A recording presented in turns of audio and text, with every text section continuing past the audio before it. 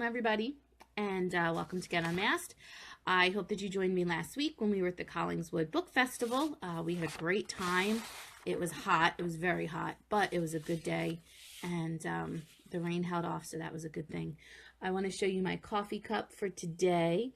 We went to one of those pottery places where they you can paint your own pottery, and then they put it in the kiln and everything. So I made this lovely little pumpkin and kitty cat coffee mug. And so that's my coffee cup for the day. To kind of welcome the fall. We finally have some nice fall weather, so I'm able to pull out my flannel shirts and get nice and cozy. And so we did that. Also, yesterday we had a wonderful fellowship night at a friend of mine's house. She did this really cool English tea with little tea sandwiches and scones and clotted cream, the whole 9 yards. And it was just a great time of fun and fellowship with the ladies of my church and community. So we had a great time. She also let us take a pumpkin off of the middle of the table, and she told us to pick something that kind of represented us or what kind of drew us. And so I have this cool little pumpkin here, and I said it's short, it's round, and it's sparkly. So it's just like me, short, round, and sparkly. So I like a little sparkle here and there. So that was that. Also tomorrow, my grandmother, who was staying with me for quite a while, is having her 87th birthday. And so I am really excited that she is back home where she wants to be for her birthday, and that she has been with us another year and going strong. So happy birthday to Grandma. So today we're going to talk about kind of being the perfect mom, but in a little bit different sense. And the sense that we're going to talk about is that PCOS, which is polycystic ovary syndrome, and talking about fertility. I shared a little bit when we were talking about the perfect wife mask, how I kind of felt like a failure because I wasn't getting pregnant, and I didn't know why I wasn't getting pregnant, and nobody really told me why I wasn't getting pregnant. It was just, you weren't. Basically, the overall thought was I was fat, so I wasn't able to have kids. That was pretty much what doctors came down and told me. So they put me on different treatments, and we tried different things, and I was finally diagnosed actually after I had my first son with the PCOS syndrome. But the whole time that I was trying for the first 5 years of our marriage, trying to conceive, I had no idea what was wrong with me and why I couldn't conceive. I just figured it was because I was overweight. That was why I couldn't have a baby. And it was just another reason for me to feel bad about myself and to be mad at myself and to kind of lock everything down inside me. But what I've realized after I was diagnosed is that it's much more common than we think. Last month, September, was National PCOS Awareness Month. And so the new statistics are that 1 in 5 women in the U.S. and 1 in 10 women worldwide will suffer from PCOS. And what happens is that some of the symptoms, because a lot of women are not diagnosed, is things like weight gain, facial hair, acne, thinning of their hair, dark spots on their skin, fatigue, mood swings, insomnia, anxiety, depression, craving sugar, ovarian cysts, insulin resistance, infertility, irregular menstrual cycles, pelvic pain, sleep apnea, high cholesterol. So all of these different things, and I had a lot of those symptoms, but I was never diagnosed. And once I realized what I had, I was able to kind of deal with it. And so I went through this time trying to have my first son that was really hard for me. Now, I would suggest that if you know someone and they're newly married or been married for a little while, I really try not to ask them when they're going to have kids these days, because you never know what the reason is behind. It could be that they're just waiting and they're just taking their time and they want to wait to have kids, but it could be that they're trying and they can't. And it is really difficult to have people ask you that question and to know that you want to start your family more than anything and you can't, for whatever reason. So every time I saw a pregnant woman, it was like a little stab in my heart. I had a hard time being around pregnant women. I was so happy for my friends and family members that were having babies, but at the same time, it was really hard to be around them. It was hard to go to baby showers. They were probably the worst for me. That was a really difficult thing. And the whole time I'm thinking, I'm so happy for this person, but it was just breaking my heart on the inside because I felt like I had done something wrong. I wasn't sure what the problem was, and I couldn't understand why God wasn't giving me the baby that I wanted. All I ever wanted was to have kids. And if I had had my say, I would have gotten married out of high school and started having babies. My father and my mother asked me to please go to college, and they said they would pay for my wedding if I went to college.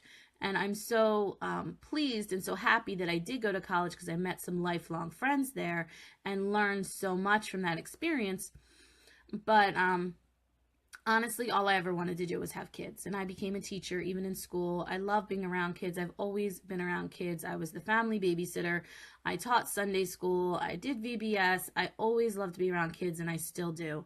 And I just couldn't figure out why I couldn't have my own. And it was a really, it was a very humbling experience because I just kind of figured like that would be the thing that I could have. That would be the thing that I would do right, is having kids. And I didn't expect it to be a problem, and it was. So I went through medications, and I finally got pregnant. It took me 5 years to have my first son, and I went through some different medications. I did not do IVF. I had already decided that I wasn't going to go to that extreme if I didn't have a baby with just some hormone treatments, that I wasn't going to have a baby, and that we would adopt or foster or whatever.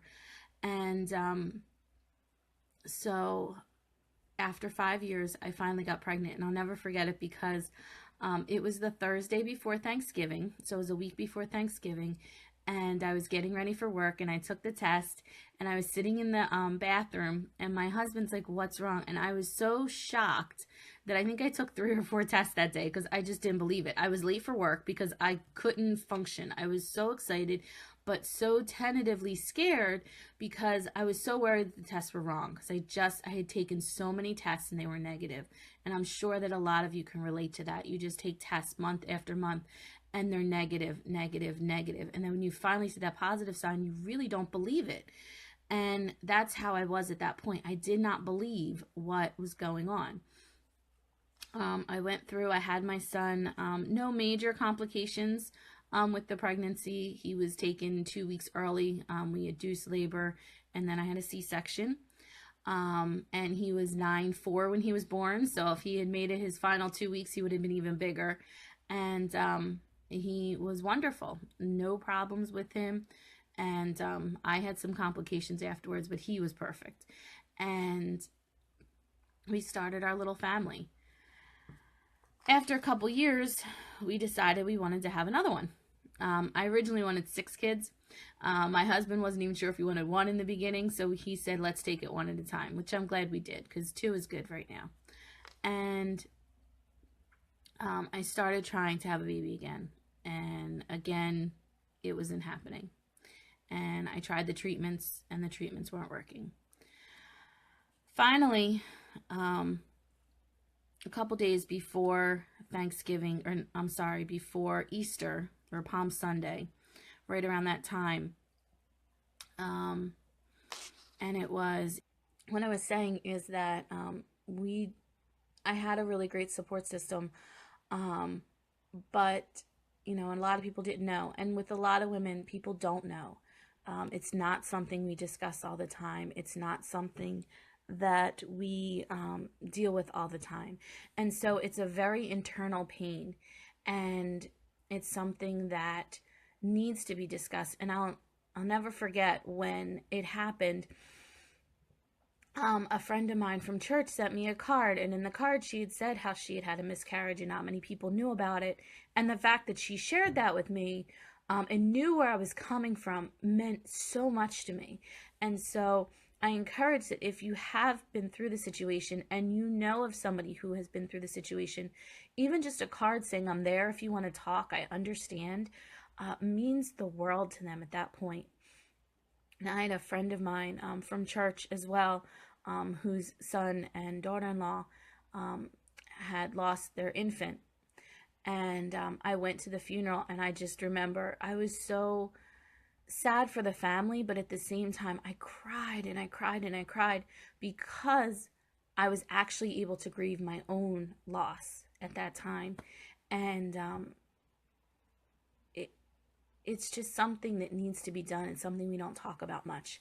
And in 1988, Ronald Reagan actually made a month for, and they call it Pregnancy and Infant Loss Awareness Month.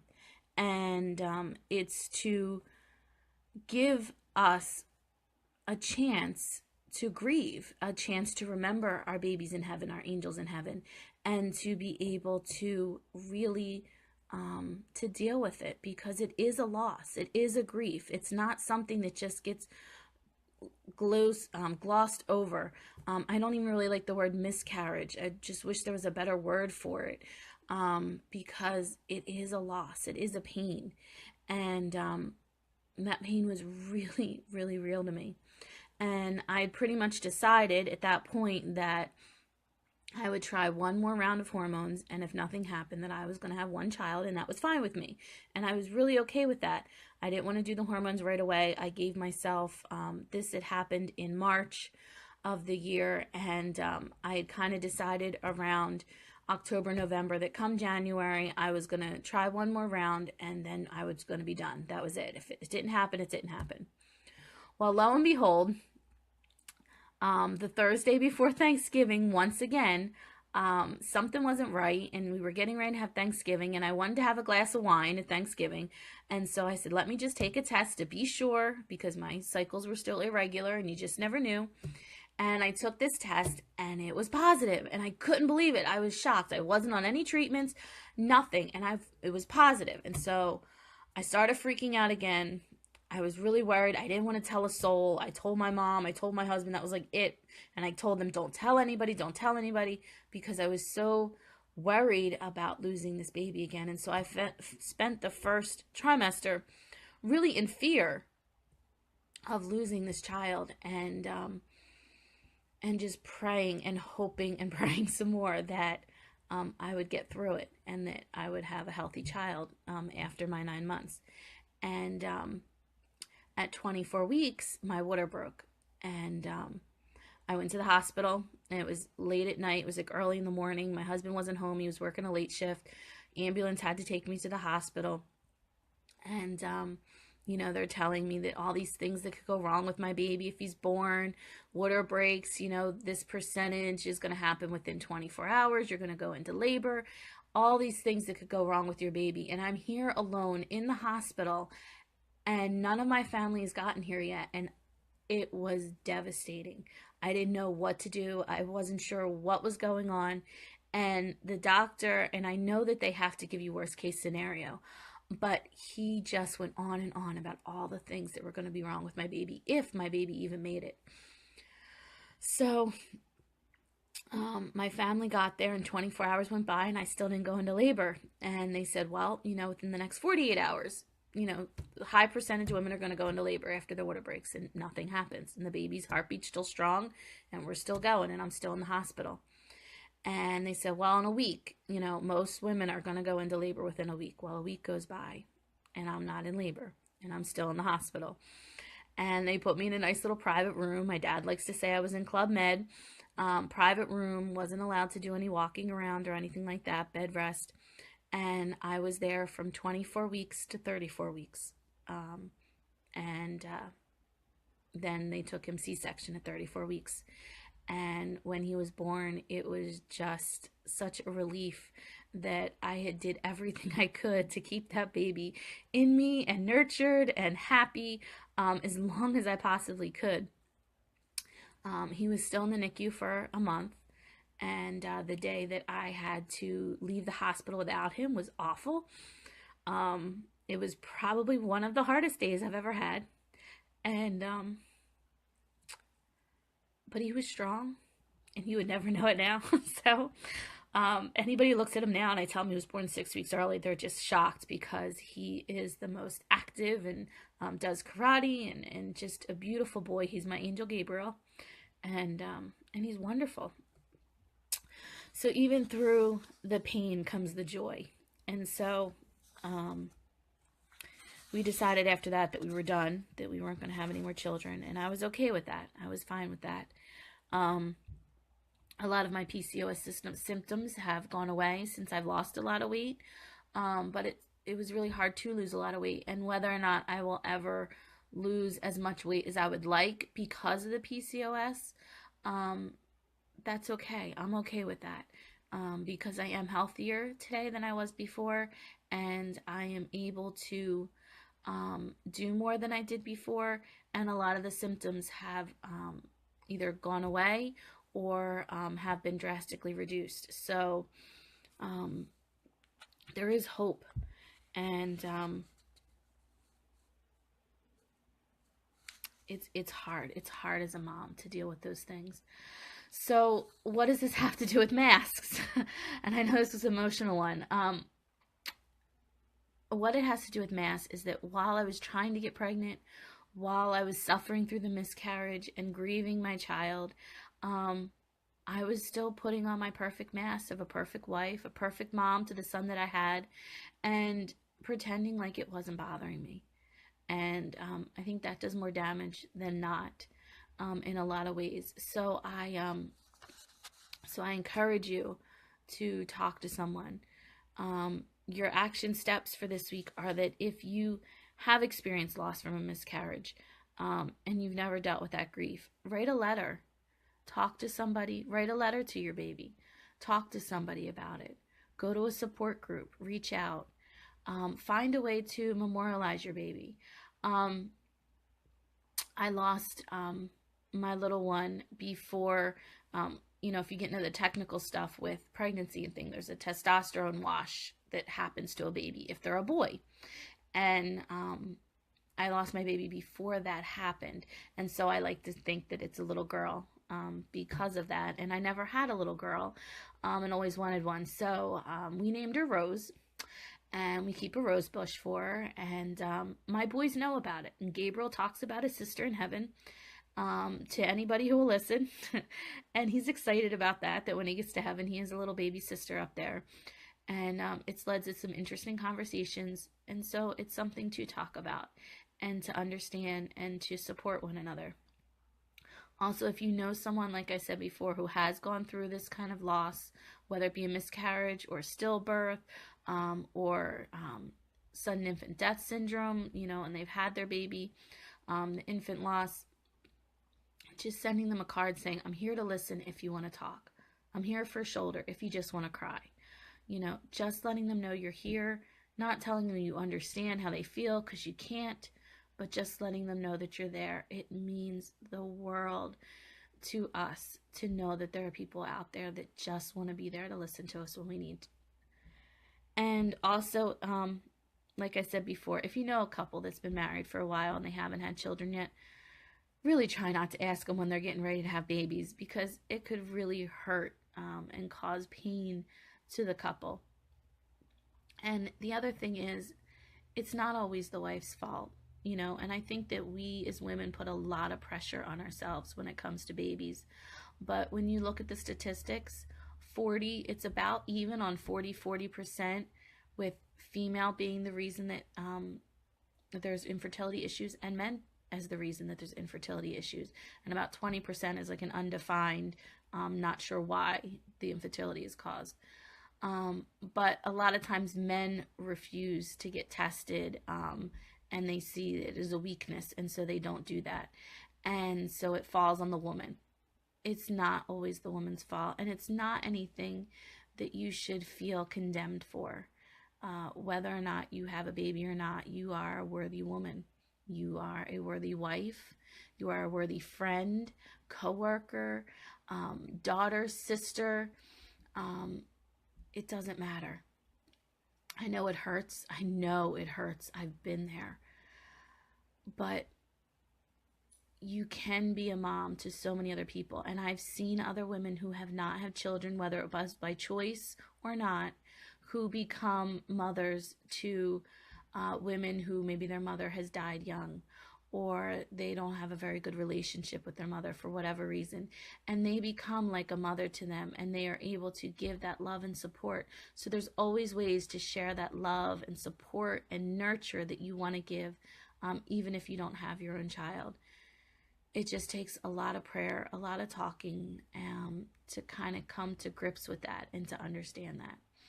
So I know it was a heavy topic today, but it is a joyful topic because there are a lot of women out there who struggle, but then they have their babies, and they have beautiful babies. And so I thank you for listening to my story, and I hope that my story has encouraged you and helped you in your story and in your life. I'd love to see any questions or comments that you may have later on. I'm always willing to talk and always willing to answer questions. Next week, we are going to discuss kind of the rest of the perfect mom kind of mask that we put on that I think a lot of us deal with. And I hope that you all have a very blessed day, and that you spend some time with your family today and enjoy the fall weather wherever you are. Bye.